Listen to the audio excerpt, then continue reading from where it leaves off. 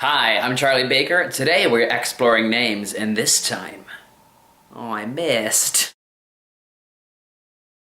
Any salesperson will tell you that a person's name is the most powerful word to that individual. In olden times, names were literally believed to hold magic. If you knew a person's name, you had power over that person. Even today, we have Richards that are Dicks, Amandas that are certainly not Mandys, and we all have that friend that goes by their middle name instead. A person's name is the very first thing that person is taught about themselves. A name and an image are the very first things that are sent out and received into the world. If a person doesn't know anything except your image and your name, they can begin forming mental ideas that may or may not be correct about you. And the reason that matters is because that image they have affects how they interact with that individual. Now, before I get ahead of myself, what exactly is an old name, birth name, dead name, or given name? They all mean the same thing, being the name a baby was presented at birth that was then written on the birth certificate. So what exactly makes a trans person's dead name different than someone going by their middle name or someone liking or disliking a nickname?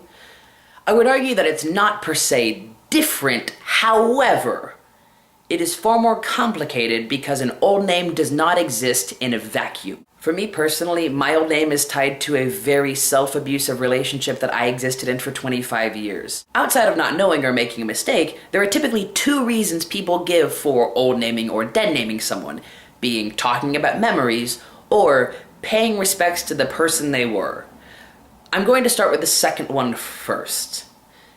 There is no person they were, there is a person that they have always been, and in that moment, you are disrespecting the person they have always been. For me personally, if someone were to pay respects to my old name, it would be received as them paying respects to my abuser and not to me.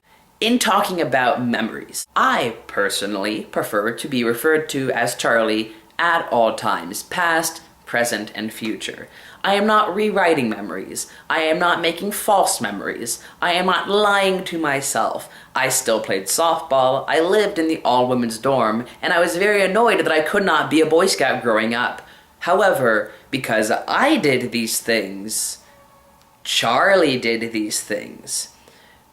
My old name may have been what I was called at the time and what I was presenting as at the time. However, it is because I did not have the faculties or I did not have the vocabulary to refer to myself as myself. I've generalized to 3 rings of relationships that new names and old names can affect. Family, friends that may or may not have known this person pre or post transition or coming out, and acquaintances and colleagues. Family. A lot of this might seem very sudden and kind of hard to understand. For family that is having issues referring to said person as a new name, a really wonderful solution that some of my family members discovered is referring to me as my initials. A new name was difficult, however, they respected me enough to not call me by my old name. Friends that may or may not have known this person before coming out. This is when it honestly gets case by case. If you met this individual as their current name meaning not their given name, dead name, or old name, their given name, dead name, or old name is none of your business. Any discussion that happens about an individual's transition happens on the terms of the individual transition to coming out, what have you. Strangers, colleagues, and acquaintances. A person's old name or transition is none of your business. One last note before I end this.